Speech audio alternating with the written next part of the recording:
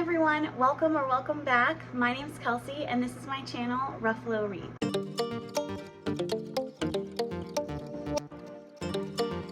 So today I have for you a May wrap-up slash a little bit of a recent reads because, as I've said in the last video, I'm just starting to get back into everything with filming and everything again. So this will be, it might be a lot of books, but that's because I have, you know, a couple months-ish in there. I won't go into depth on all of them, but I'll just give you like the general thoughts on them and what they were about, of course. So without further babbling, let's get into all the books. So I decided to save my two favorites for the very end. So I'm going to start with some books that I've read towards the end of April because I don't want to do too many books. So we'll start off with, The Kind Worth Saving by Peter Swanson. I'll put it right here. I don't own any of the books that I've read. Other than one, so I'll hold that one up. But anyways, The Kind Worth Saving, I read this because I read The Kind Worth Killing because I'm like, it's been on my TBR list for so long, and it's a thriller by Peter Swanson, and I've always heard amazing things, specifically from Gabby reads, and I've always been like, that sounds really fun, but I don't know, it's a little scary. So I was on a major thriller kick, which is why I'm not going back as far either, because there was a lot of thrillers.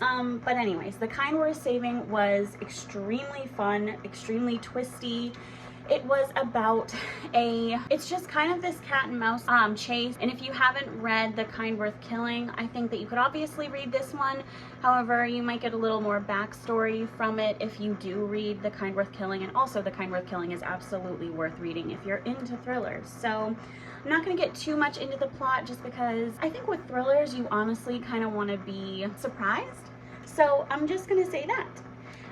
Next is another thriller, and it is called Hidden Pictures by Jason Rekulak, and I'll also put that up here. This one I'll explain a little bit of the plot. It's this girl, Mallory. She's our main female protagonist. She just got out of rehab. She gets a job as a nanny for this family, and reluctantly, you know, the dad agrees or whatever. And she starts to notice this kid that she's babysitting, this little boy, is drawing some pretty, first kind of obscure and then disturbing pictures. And she kind of tentatively brings this up to the parents, and they're like dismissing her and saying no. And then you're on a kind of wild ride from there. The ending, as with kind of a lot of thrillers, honestly, is a bit of a big cluster and chaos and everything all of a sudden happening. But it was really, really fun, and I rated this one, I think, 4 stars. Oh, I rated it 4.5 stars, so I really liked it. And then, by the way, the previous one I rated 4 stars, The Kind Worth Saving. Then we have one that I am not telling my rating of because I didn't rate it, and one that I'm not really gonna even review. I'm just gonna put it right here. It was We Spread by Ian Reid. I also read this kind of basically because of Gabby, because of how much she loved this and talked it up. I have watched the movie based on Ian Reid's previous book. I'm Thinking of Ending Things, and I was just very confused, honestly, and I don't have the mental capacity to understand what the hell this guy's talking about. So with this one, honestly, it's a really short audiobook, and that's how I consumed it. I listened to it over and over, like certain parts.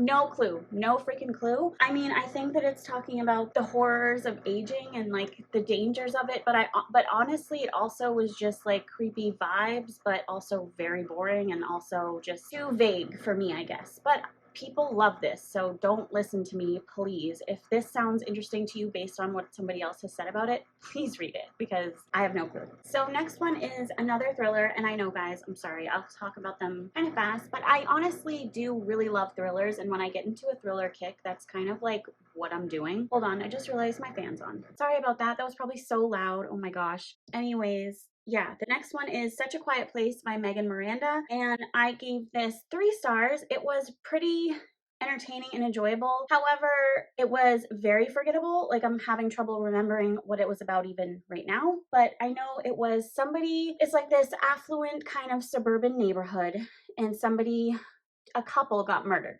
Somebody in the neighborhood was like accused or whatever by members of the neighborhood. This person went to trial, blah, blah, blah, and then was found to be not guilty, or like the verdict was overturned or something of that nature. She's back 5 years later, and she goes right back to the house that she was staying at previously with with like a friend that she was staying with at that time, and who was also involved with stating her feelings in the trial as well. So everybody's kind of on edge and wary, and then we're uncovering like the truth, what actually happened.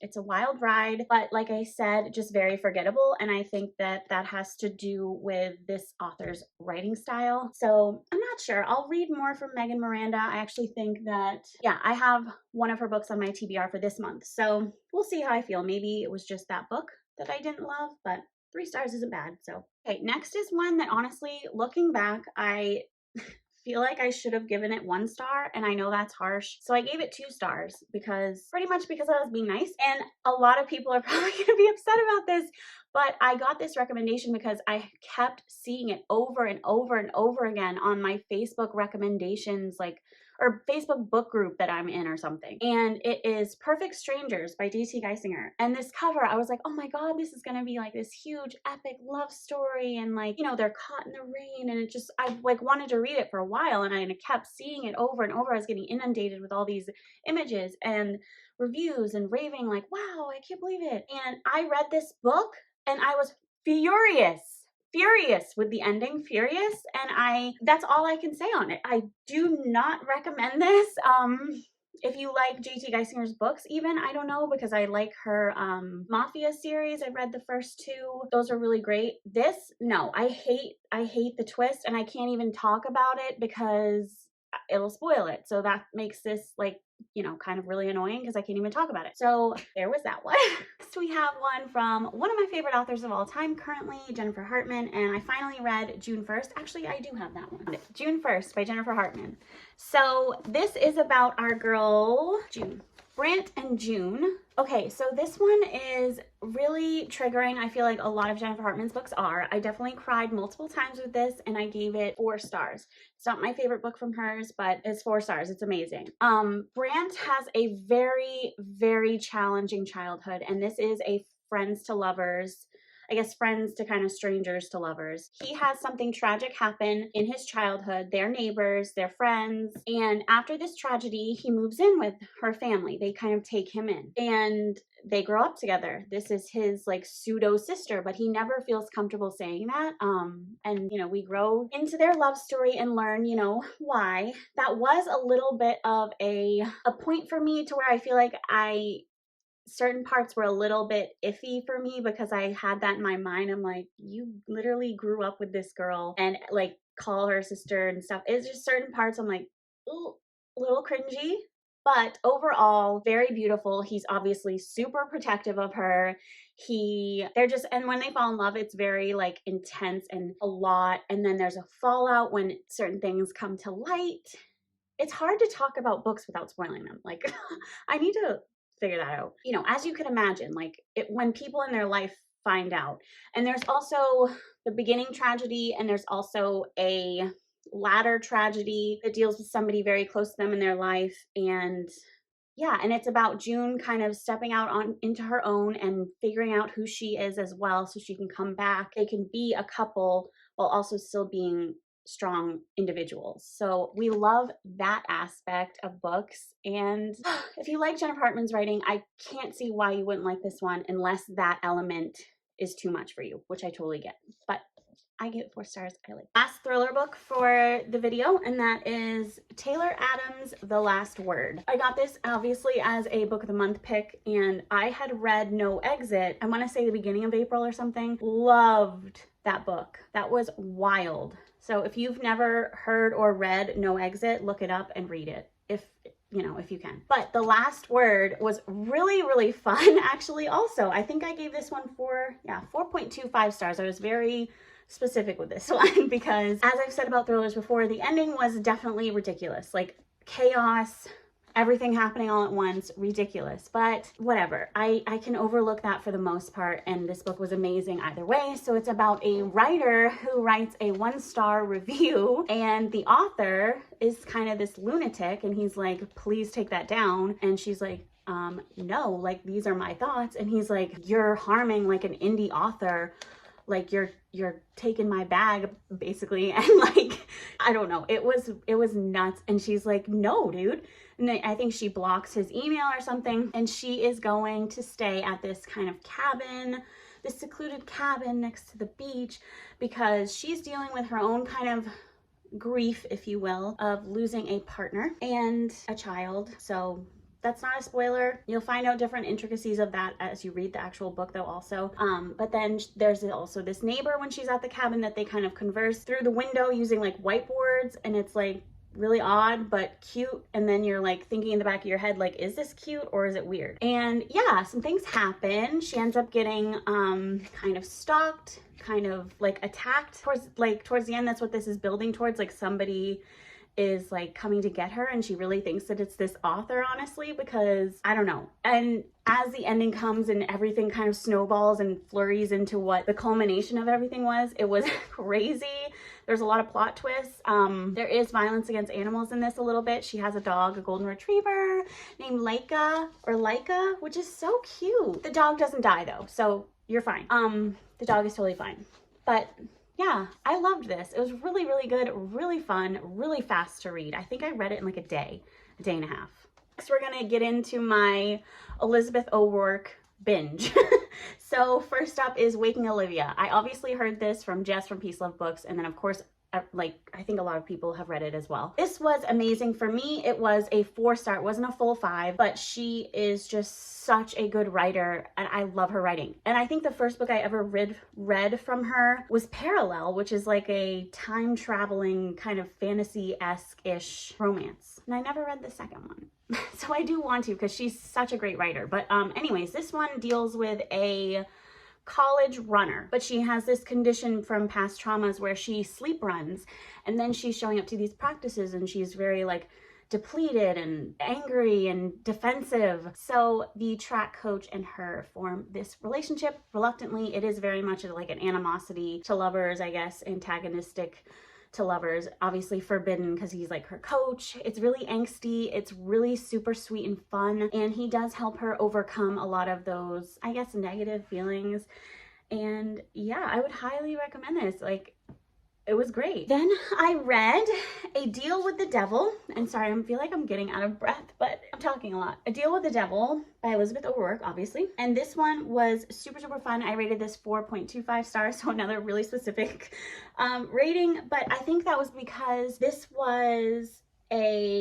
had like the billionaire grumpy thing, which I don't love like ever. But however, Elizabeth O'Roark made me like this one. This one, I think he's hiring like a personal assistant, if I'm not mistaken. And he's very much jaded from his past relationships. He's kind of sleeping around with women a lot. However, once they start like feeling any type of way, honestly, that stopped. And I don't know, their banter was just so good. The plot was really fun and fast paced. And it was a slow burn, but it wasn't like a 600, 700 page slow burn. It was like a decently, appropriately lengthed book and contemporary romance. And also, like, he's so rich that anything she needs or wants or thinks about, it's hers. So that aspect was really, you know, nice to read about, a little wish fulfillment. All right, on to the next one. Let's see. Two more before we get to my final 2 favorite books that I've read recently. So we'll do the one that I did not like at all, the one that I actually did give 1 star, unfortunately, to, and that is Accidental Attachment by Max Monroe. I saw this, you know, all over Instagram, and it sounded fun. I did not realize the length of it was so long, but you know, that's not going to instantly like make me not read something, of course. So I was like, you know, I'll give it a try. It sounds really cute. It's like this successful writer accidentally sends the wrong manuscript to her editor? Yeah, publisher. I think publisher. Somebody on our publishing team. I don't know. And it's this guy that she's been like pining after and thinks is super hot, and she wrote this whole entire manuscript of like a fake scenario that's actually them two. And he loves it, and he's like, this is going to be your next bestseller, even though you are currently in the middle of a paranormal series. So we're going to publish this. And she's like, that was not what I meant to send you. But she doesn't say that, and they end up somehow going on tour together because she's currently doing a tour for her paranormal series that's getting turned into a Netflix show.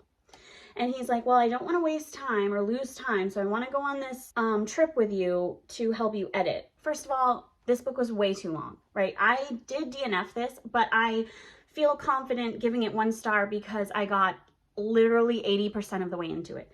And the humor was a absolute miss for me. You know, and I get not wanting to put swear words in books, I guess, but to have your main female character saying things like Jiminy Crickets and ah, ooh, ah, shiitake mushrooms, whoopsie daisy. The only thing that, I can't even say that one because it's inappropriate, I guess.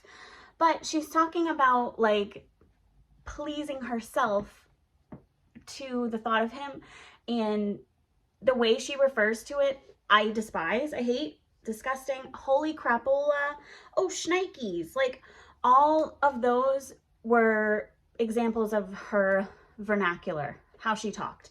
And, you know, I love a good banter, but this banter felt so insanely fake to me. Like, it was ridiculous. It was like somebody that was constantly like on, like trying to like prove how funny they are or something. Like, if I was in that tour bus with her, I'd be like, bro, you need to calm the fuck down. Like, seriously, calm down. Yeah, it just wasn't for me, but a lot of people love it and I'm happy for them. Anyways, next one. Next one is an author that I have found and I love so much, and it's Catherine Cowles. So this came out, when did this came out? Whispers of You. It's the first one in the Lost and Found series and came out a little bit ago. It came out January. But I just read this one. I read her whole other series, the Tattered and Torn series, the beginning of the year or from last year to this year.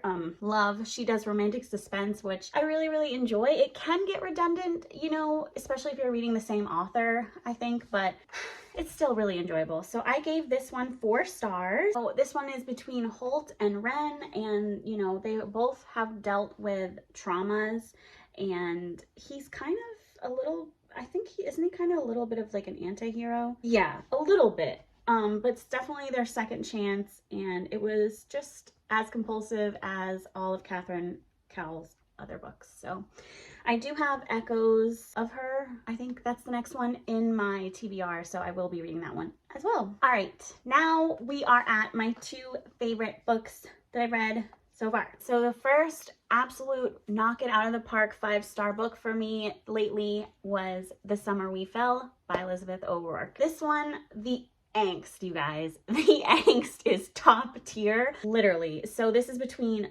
and can I even say that? I think I can say that. I'm pretty sure every review says that. If not, I'm sorry.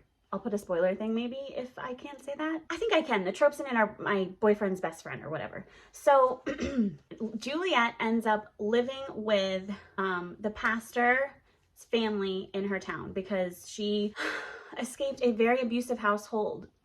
Her mom dated some horrific men. So she's staying with the pastor, and the pastor's not the nicest, but he is okay. He's never like, you know, physically abusive or anything. He's more so like demanding and expecting way more of her as the girl, I think, than his son and his son's friend. So his son's friend Luke comes to stay with them on the summers and stuff and loves surfing. I think they're in California. They're all a big part of this group. And so the pastor's son, I cannot remember his name, I'm sorry, but he and Juliet are dating. The son wants to follow in his father's footsteps, so he's very much on the straight and narrow. And Juliet's kind of slowly seeing this. Eventually she's like, you know, I want to go farther with you. And he's like, no, like we have to save ourselves for marriage. And she's like, oh my God, what? But anyways, they're in high school. He's very judgmental. If she ever like wants a beer, she's like, really? Do you think you should do that? Or if she asks him to help her with dinner and different stuff like that. Luke, whenever Luke's there, he's always like, why are you doing that? You're just bending over backward for everybody. And at first they have this tension-filled relationship because she thinks that he like hates her basically because he's always so like mean to her. But really he's trying to get her to stand up for herself and like speak what she actually wants, because she's kind of just like blindly following whatever the pastor and his wife say because she feels like she owes them her life. She's also really caretaking and sweet with Luke in ways that I don't even know if she realizes herself at first. Like she notices that he scarfs down the dinner that is presented to him when he's over at their pastor's house, and she kind of sneakily is like, we need to be giving him more food. Like, he is a growing kid. Look how big he is. He needs some more food. Anyways, eventually feelings keep circling and she is staying with the son. And at this point, it's kind of like she's feeling like she has to, or like she's obligated to, because of this relationship with the pastor and stuff. And she doesn't want to crush them by breaking their son's heart. But she's also madly in love with and so I could say a million more things. It's how they end up together, what happens in the meantime as far as like them two, the son of the pastor and her, and then the friendship, I guess, as well. There is a real tragedy that does happen involving one of these three central characters, and it causes a big tension, and families and couples and everybody's ripped apart. Juliet becomes this big star, and Luke is a big surfing star, actually. I think Juliet's a big star for like writing or something like that. Photography, I don't know, something creative, I'm pretty sure. But anyways, they have to come back together to help the pastor's family with something that happened. I don't know if that was a good explanation, but regardless, this was 5 stars. I absolutely loved it. I loved all the tension and angst. I loved all the drama. This is, I guess, kind of like a 3, what do you call that? I don't know, where she has to choose between 2 people kind of thing. But it wasn't like juvenile and without merit. Like, it made total, complete sense. Anyways, I love this. I love Elizabeth O'Roark, and I can't wait to read more from her. Okay, the next one, I'm so excited about, you guys. Like, I'm so excited. I want to message Cheyenne, actually, and tell her that I read this. But I've heard this from Cheyenne from That's All Book Girl originally, and that is Home Game by Odette Stone. When I tell you I freaking love this book, I love this book. So I did not really know what to think going into this, like starting it. Like, I bought it on the Audible sale and I was like, I'm gonna eventually read it. It's been on my TBR for a little while now, and you know, whenever I get the urge, I guess. And I don't know why in the world, but I thought it was a baseball romance. It's a hockey romance. And I also don't know why I thought it was a male-male romance, and it's definitely not. So this is between, oh gosh, what are their names? This was between Ryan and Zoe. Now, the two meet at the beginning of the book at a coffee shop. He's trying to do his like accounting or something, because he is a famous hockey player for the Vancouver Wolves. And she helps him, and she does a really good job. And he's like, wow, like, weird. This like little tiny gothic girl just did like all my taxes or accounting or something, like, and didn't ask me for any money or anything, and like didn't ask for my autograph. Like, everybody knows him kind of in that town, so he's like a little bit like weird. He's not like attracted to her or like I want to sleep with her or anything like that, because she's like very much gothed out. And I mean, not that he wouldn't be attracted to her because she's gothed out, but she's just like tiny, frail, looking like she's trying to fight everybody. And she helps her with taxes, and he's like, you know, can I have your number? Like, maybe I need your help again. And she's like, I don't have a phone. And she keeps being like, I have to go, I have to go, I have to go. And so he ends up by giving her a ride, and she's late. So she is homeless, he finds out, and she was late to the homeless shelter, like check-in time or whatever. So interestingly, offers her to stay the night at his house so that she doesn't feel comfortable with letting her like go on the streets. And in his inner dialogue, I will say, he was like, why am I not just offering to pay for a hotel for this girl? And you're like, yeah, why are you not? But so anyways, this is their relationship. So it's very much a snowball effect kind of thing. Like, I think they just have this like magnetism towards each other where they can't stay away from each other, and for very good reason. Like, and this is another, like, I guess not billionaire, but like he has a lot of money kind of romance that blew me away. Like, who knew? I usually find billionaire romances or whatever to be just boring the same, but this, when he's like offering, which by the way, IKEA should be like sponsoring this book or something, but she like loves IKEA and loves decorating, and he's like, he pretends that he's like super into it too, or like into it for her. And he's like, yeah, do you want to go shopping at IKEA and like you can decorate my guest room? It's like AKA your room. So those scenes were just, he just lets her like buy whatever she wants at IKEA. I'm like, can I have that? I love you, honey. But anyways, and then there's like just different things. Like he is very protective of her, very possessive over her, but very gentle and sweet. He does not push anything sexually whatsoever. And it's very far into the book that we even get something like that, which I personally love, because you get the angst and the tension, and she's like questioning in her head, like, why is he not, you know, like kissing me or doing anything with me? And it's just, he's just very gentle with her, and she does have something in her life that's putting her in danger, and she feels uncomfortable bringing that into his life. She's very protective of him as well. And he's just like, no, what is it? Like, we're working this out. I will fix this and help you. And then there's also like another one of the books I talked about where the two need to be individually good before they can be good together. So that book has this, and that's kind of a conflict, if you will, that happens. But I loved that, and I think that that's very valid. It's sad though to read, because you just like want them to be together so bad, because you know that they're amazing together, but you also want her to be able to experience being on her own 2 feet. And she did that herself, and feel that accomplishment and that, like, you know. But anyways, I loved this. It was amazing. Thank you so much, Cheyenne, for putting this on my radar. I don't know how I would ever have heard of it without you. So that's it, guys. Thank you so much for watching this video. Please let me know if you've read any of these and what your thoughts were, or if you have any of them on your TBR now or anything like that. I'd love to hear. And until next time, bye.